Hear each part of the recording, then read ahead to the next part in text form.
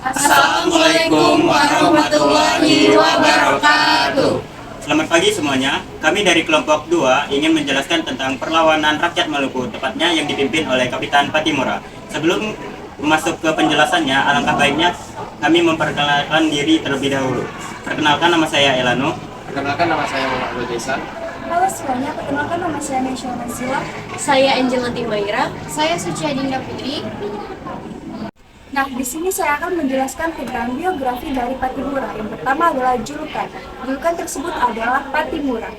Lahir pada tanggal 8 Juli 1983 di Hindia Belanda, harian Sepurawan, Maluku. Meninggal pada tanggal 16 Desember 1817 pada umur 34, Hindia Belanda, Ambon, Kepulauan Maluku. Kepribadian tersebut adalah Beritanian Rakyat Maluku dan Beritania. Di sini atau cabang angkatan Maluku tersebut adalah Angkatan Daerah Kerajaan. Pangkat Kapitan Patimura adalah Sasaran Mayor. Perang atau tempuran adalah Perang Patimura, dan penghargaan tersebut adalah Pahlawan Nasional Indonesia yang diterima pada tanggal 6 November 1973. Selanjutnya, latar belakang dari perlawanan rakyat Maluku yang dipimpin oleh Kapitan Patimura. Yang pertama, rakyat Maluku sejatinya memang telah menolak kehadiran Belanda di wilayah mereka, sebab pengalaman mereka yang sebelumnya tertindas di bawah VOC. Yang kedua, pemerintah Belanda menindas rakyat Maluku melalui pemberlakuan kembali adanya penyerahan wajib dan kerja wajib. Benteng Duurstede dikuasai kembali oleh tentara Belanda. Yang ketiga, rakyat Maluku diwajibkan kerja paksa untuk kepentingan Belanda, mulai dari mengurus perkebunan hingga membuat garam. Adanya peraturan mengenai penyerahan wajib kepada rakyat Maluku berupa kopi, dendeng, dan ikan asin. Yang keempat, kebanyakan guru dan pegawai pemerintah diberhentikan begitu saja, dan sekolah hanya dibuka di kota-kota besar. Jumlah pendeta dikurangi sehingga menyebabkan kegiatan ibadah menjadi terhalang. Yang kelima, pihak Belanda melakukan monopoli perdagangan rempah-rempah di Maluku. Penolakan oleh Residen Van den Broek terhadap tuntunan rakyat untuk membayar harga perahu yang dipisah sesuai dengan harga sebenarnya. Yang keenam, pihak Belanda semakin memperkuat posisinya di Maluku dengan mendirikan benteng-benteng. Baiklah, di sini saya akan menjelaskan latar penyebab terjadinya perlawanan rakyat Maluku. Sementara itu, menurut M. Sapija, latar belakang penyebab terjadinya perlawanan rakyat Maluku ini dibagi menjadi 4 bagian, yaitu 1. Penindasan dan pemerasan terhadap rakyat Maluku yang dilakukan oleh para petinggi Belanda, terutama pada masa Residen Van den Broek yang kala itu mendapat perlindungan dari upaya monopoli VOC. 2. Ketidakpuasan rakyat Maluku terhadap peraturan yang digagas oleh Gubernur Van Middelkoop. Peraturan tersebut antara lain adalah mewajibkan penduduk Maluku untuk menyediakan perahu-perahu yang digunakan untuk keperluan pemerintah Belanda. Padahal peraturan tersebut telah dihapuskan sebelumnya pada masa kekuasaan Inggris. 3. Pemerintah Belanda tengah kekurangan uang sehingga memeras para rakyat Maluku. 4. Sifat kritis dari rakyat Maluku yang membandingkan peraturan pada pemerintahan yang dulu dengan pemerintahan yang sekarang. Selanjutnya saya akan menjelaskan tentang tujuan utama dari perlawanan rakyat Maluku ini. Jadi, tujuan yang pertama, melepaskan rakyat Maluku dari tindakan kekejaman dan kesewenang-wenangan bangsa Eropa. Yang kedua, membebaskan rakyat Maluku dari monopoli perdagangan yang tentu saja sangat merugikan.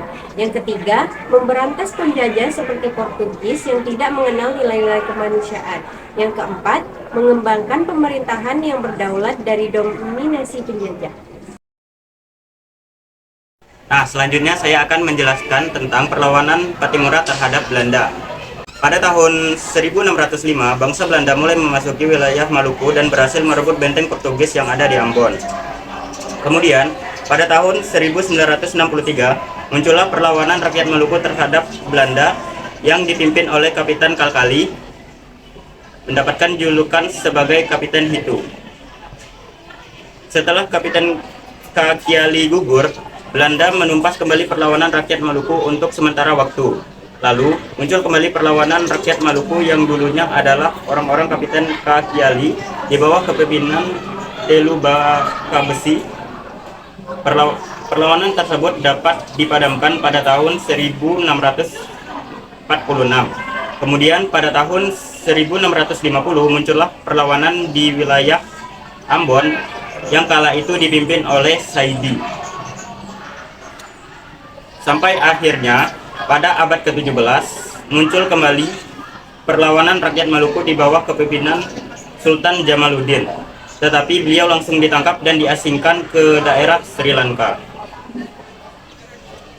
Setelah itu, terjadi perlawanan yang dipimpin oleh Thomas Matulesi alias Kapitan Patimura di Saparua, sebuah kota kecil dekat Ambon, pada tahun 1817. Kapitan Patimura melangsungkan perlawanannya bersama pasukan dan membakar perahu-perahu milik Belanda di Pelabuhan Porto. Tidak sedikit pula para penduduk dari wilayah Pulau Saparua juga turut serta dalam perlawanan ini.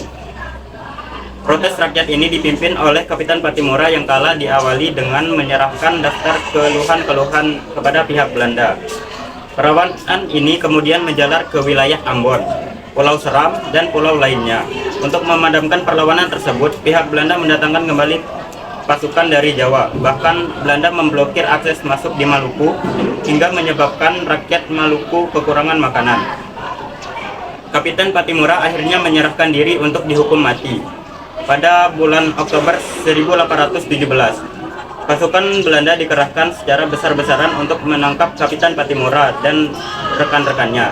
Akhirnya pada 16 November 1817, Kapitan Patimura dijatuhi hukuman mati di tiang gantungan, tepatnya di benteng Neuve Victoria.